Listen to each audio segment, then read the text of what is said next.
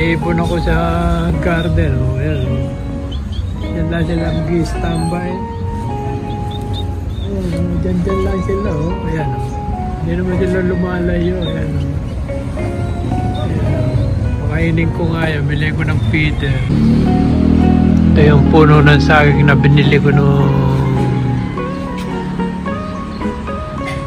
Marso siguro. Yun ang biling ko ito. Ayan o, ang dami na nilang anak. 1, 2, 3, 4, 5. May 5 ng suwi. Ayan o, ano ka na? Saging. Napakalaki sa litrato. Pero yung dumating.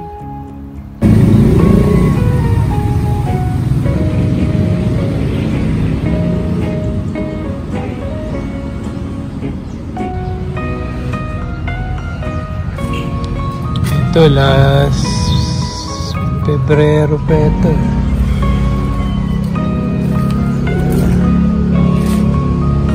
Pero may nalaglag na buto. Ayan, tumubo. Ito, ewan ko, tanim na ito nung anak ko. Tanim na ni Michelle ito. Tapos may mga tanim na talong. Ayan, ang dami niyang talong ngayon. Natuto na rin yung bata magtanim ng talong. Ito yung binili ko na sa 2, 3, yun. Lalaki na. Ito na yung santol na bangkot na kulukulubot ang dahon dati. Yan, gumaganda na. May konti pa rin tayong insulin. Pero yung mga sitaw, wala na. Wala na yung mga sitaw dito. Itong bonggabilya, magtitrim siguro tayo. Ito yung yoka. Medyo lumitang mga dahon ngayon. Mga ibon na ito, hindi sila ba ito umaalis?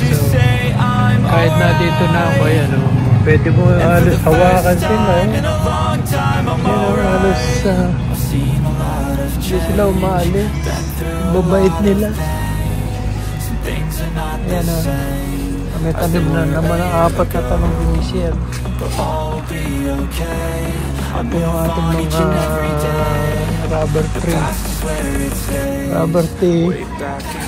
Mga kalatuchi. May pa rin.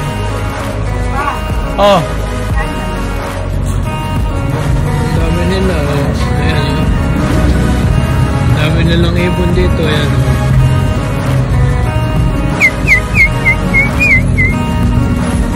Ayan.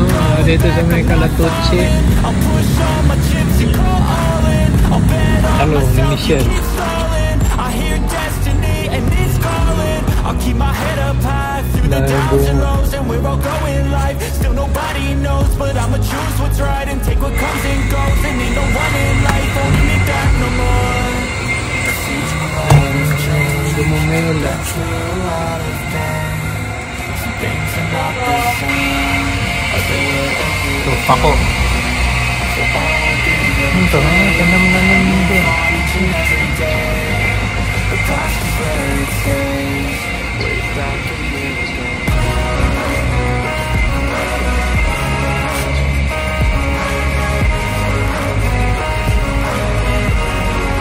Namatay na rin. Namatay na rin yan. Namatay na yan.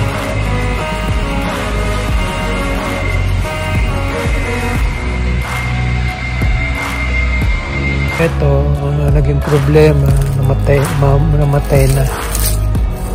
Wala na, namatay na. Kuha na yung kalahati bulok na Mabubuhay pa yan pero ganyan na lang yan. Wala na. Tamnong ko na lang ng iba itong mga panito.